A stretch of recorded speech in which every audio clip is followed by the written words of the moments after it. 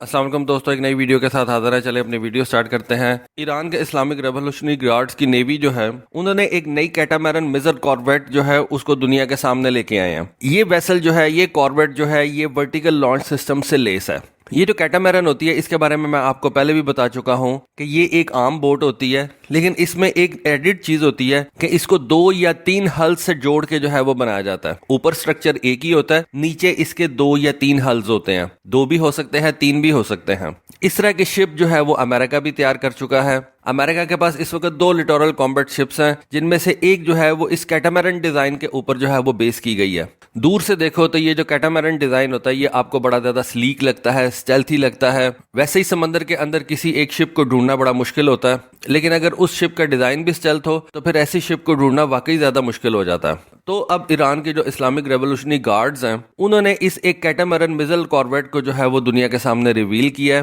یہ ایران نے ایک دوسری کیٹامارن ٹائپ شپ جو ہے اس کو بنایا۔ اس سے پہلے بھی ایران کے پاس ایک کیٹامارن ٹائپ کی شپ جو ہے وہ موجود ہے، جو اس نے اپنے ملک کے اندر ہی تیار کی تھی۔ یہ جو نئی شپ ایران نے تیار کی ہے اس کو انہوں نے جنرل قاسم سلیمانی کا نام دیا ہے، جس کے بارے میں آپ کو یاد ہوگا، جن کو امریکہ نے جو ہے وہ ایک ڈرون سٹرائک میں مار دیا تھا 2020 کے اندر۔ اس نئی شپ کو کچھ دن پہلے ایران کی پورٹ سٹی بندر عباس کے اندر جو ہے وہ نیوی کے حوالے کیا گیا۔ ایران کے اسلامک ریولوشنری گارڈ کی جو نیوی ہے ان کے حوالے کیا گیا۔ اس شپ کو ایران نے اپنے بشیر شپ یارڈ کے اندر تیار کیا تھا، اور مارچ کے اندر اس شپ کی جو سیٹلائٹ امیجری ہے وہ ہمارے سامنے آ چکی ہوئی تھی، اور اسی وقت سے لوگوں نے یہ کہنا شروع کر دیا تھا کہ ایران جو ہے وہ ایک بڑی زبردست اور اسٹیلتھ بوٹ کے اوپر کام کر رہا ہے، اور وہ جلدی اس کو جو ہے وہ ریویل کر دے گا۔ جیسا کہ میں نے آپ کو بتایا کہ ایران کے پاس ایک آلریڈی کیٹامارن شپ جو ہے وہ موجود ہے، جس کو اس نے نام دیا ہوا ہے شاہد نظیری کا۔ یہ شپ اس نے 2016 کے اندر لانچ کی تھی، اور سمجھا یہ جا رہا ہے کہ یہ جو قاسم سلیمانی شپ جو اس وقت انہوں نے دوسری تیار کی ہے، اس کو اسی شاہد نظیری کیٹامارن کے اوپر بیس کر کے بنایا گیا،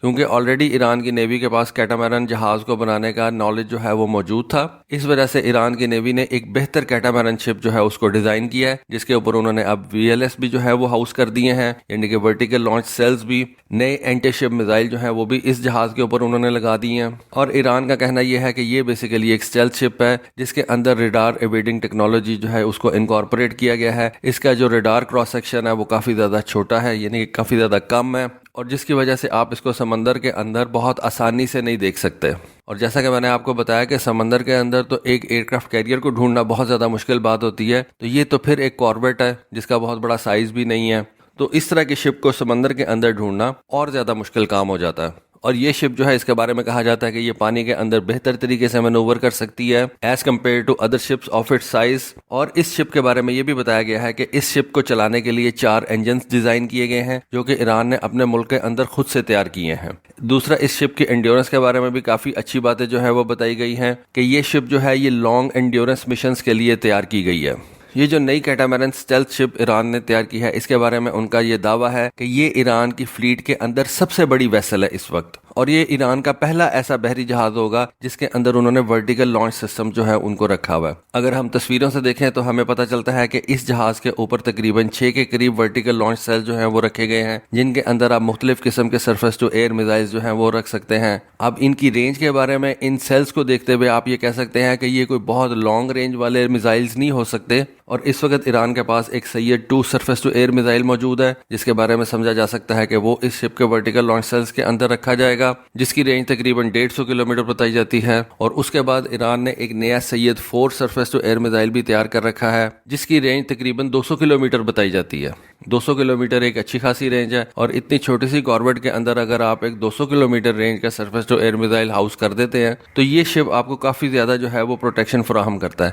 لیکن اس ویڈیو اور ان تصویروں کو دیکھنے کے بعد ایک چیز نہیں آپ سمجھ سکتے کہ 200 کلومیٹر لانگ رینج والے سرفیس ٹو ایئر میزائل کے لیے ریڈار جو ہے وہ اس شپ کے اوپر آپ کو نظر نہیں آئے گا۔ اس شپ کا اتنا بڑا سائز نہیں ہے کہ آپ اس کے اوپر اتنا بڑا ریڈار جو ہے وہ ہاؤس کر سکیں کہ وہ اتنے لانگ رینج والے سرفیس ٹو ایئر میزائل کو سٹیئر کر سکے۔ لیکن اینی وے ایران کا کلیم تو یہی ہے کہ انہوں نے ایک 120 کلومیٹر والا سرفیس ٹو ایئر میزائل اس کے اندر رکھا ہے، اور ایک ایسا میزائل جس کی رینج تقریباً 200 کلومیٹر ہے وہ بھی اس شپ کے اندر انہوں نے ہاؤس کر دیا۔ پھر اس شپ کے اوپر آپ کو 2 بڑے قسم کے ورٹیکل لانچ سیل جو ہیں وہ نظر آ رہے ہوں گے۔ ان کے بارے میں یہ کہا جا رہا ہے کہ ان کے اوپر آپ بڑے میزائل جو ہے وہ بھی ہاؤس کر سکتے ہیں۔ اب یہ کتنے بڑے میزائل ہو سکتے ہیں ان کا کہنا مشکل ہے۔ یا ایک پاسبلٹی یہ ہے کہ اس بڑے ہیچ کے اندر یا بڑے ورٹیکل لانچ سیل کے اندر آپ چھوٹے چھوٹے سرفیس ٹو ایئر میزائل جو ہیں ان کو ہاؤس کر سکتے ہیں، یعنی کہ ایک بڑے ورٹیکل لانچ سیل کے اندر آپ چھوٹے چھوٹے کافی زیادہ میزائل جو ہیں وہ رکھ سکتے ہیں۔ ضروری نہیں ہے کہ ایک ورٹیکل لانچ سیل کے اندر ایک ہی میزائل ہو، ایک بڑے ورٹیکل لانچ سیل کے اندر آپ چھوٹے چھوٹے کئی میزائل بھی جو ہیں وہ ہاؤس کر سکتے ہیں۔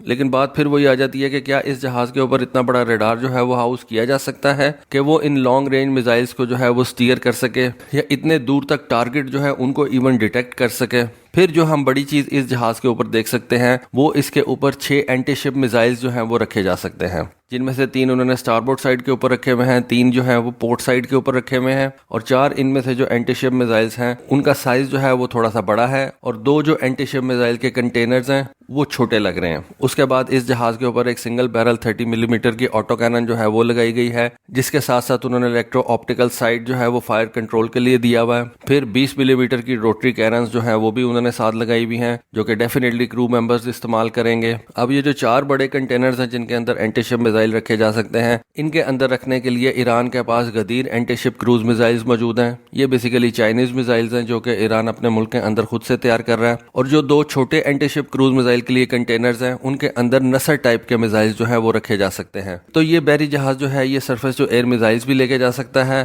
اور اینٹی شپ کروز میزائلز بھی لے کے جا سکتا ہے۔ 6 اینٹی شپ کروز میزائلز کے اندر سے 4 جو ہیں وہ لانگ رینج بھی ہو سکتے ہیں، یا آپ ان کو میڈیم رینج کہہ سکتے ہیں، اور 2 ایسے اینٹی شپ کروز میزائلز ہو سکتے ہیں جن کی رینج جو ہے وہ کافی زیادہ کم ہو سکتی ہے۔ تو دوستو ایران نے یہ ایک فیوچرسٹک لک والی ویسل جو ہے اس کو تیار کر لی ہے۔ اب دیکھیں ایران اس کو کتنا زیادہ کیپٹلائز کرتا ہے اور اس کو کتنے نمبرز کے اندر تیار کرتا ہے۔ لیکن دیکھنے میں تو یہ ایک اچھی شپ لگ رہی ہے، لیکن اس کی بھی شارٹ کمنگز ہیں کیونکہ اس کا سائز بہت زیادہ بڑا نہیں ہے، اس کے اوپر آپ کوئی بہت زیادہ بڑا ریڈار نہیں ہاؤس کر سکتے، لیکن پھر بھی ایران کی ایک اچھی ایفرٹ ہے اور ایران نے اپنے ملک کے اندر اس مشین کو جو ہے وہ تیار کیا ہے۔ تو دوستو یہ تھی آج کی ویڈیو، یہ تھی آج کی انفارمیشن۔ ہوپ فلی آپ کو آج کی ویڈیو اور انفارمیشن پسند آئی ہوگی۔ کامنٹ سیکشن میں اپنی رائے سے ضرور آگاہ کیجیے گا۔ آج کے لیے بس اتنا ہی۔ تھینک یو، اللہ حافظ۔